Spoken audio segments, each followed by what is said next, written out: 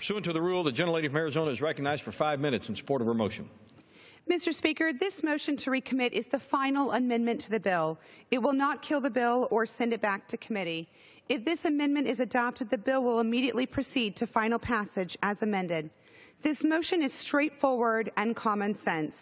It directs the Secretary of the Treasury to provide students with the information they need to compare the costs of student loans. In providing information on tax credits, the Treasury Secretary must publish a table showing the amount of savings that students would achieve on a monthly basis under different student loan rates. Students should be provided this important information before they take on debt. Mr. Speaker, our country has a student debt crisis. As an adjunct professor at Arizona State University, I frequently hear from my students about how difficult it is to effectively manage their student loans.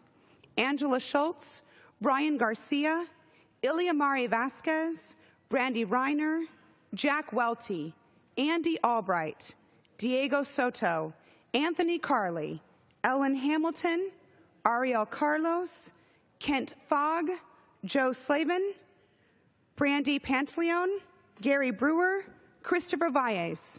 These are only a few of the young college graduates from Arizona State University, my alma mater, who shared their stories with me. Some of these young people are my students at Arizona State University. Some are recent graduates. Some of them are thinking of starting a family, while others are working hard to care for the families they already have. What do these graduates want? They just want a fair shot. They want to know that their hard work in college mattered, that it led to the promise that their parents made to them when they were little, the promise we all believe in. If you work hard and play by the rules, you can succeed. Essentially, they want what each one of us has wanted for ourselves, what we want for our own kids, and what we're working for in our districts. They want a shot at the American dream. Angela graduated from Arizona State University in 2012. She now faces the biggest financial hurdle of her life. She doesn't face massive medical bills or an expensive car loan. It's not rent or a mortgage payment. It's a bill for over $85,000 in student loans. Iliamari will graduate in 2015. When she does, she'll have over $64,000 in student loans. Nationally, outstanding student loans now total more than $1.2 trillion, surpassing total credit card debt, and every year, students are taking on more. An estimated 71% of college seniors had debt in 2012, with an average outstanding balance of $29,400 for those who borrowed to get a bachelor's degree. Young people are foregoing long-term job opportunities and home ownership in order to meet the urgent demands of their large student loan payments. I relied on Pell Grants, academic scholarships, and federal loans all through school, just like my Arizona State students do today.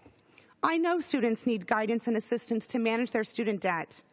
I talk to young people who are excited to share their ideas and thoughts with me about how to solve some of the world's biggest problems.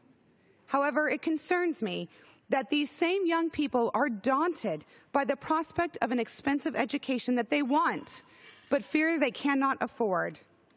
Rising college costs are putting higher education and the American dream out of reach for too many hardworking Arizona families.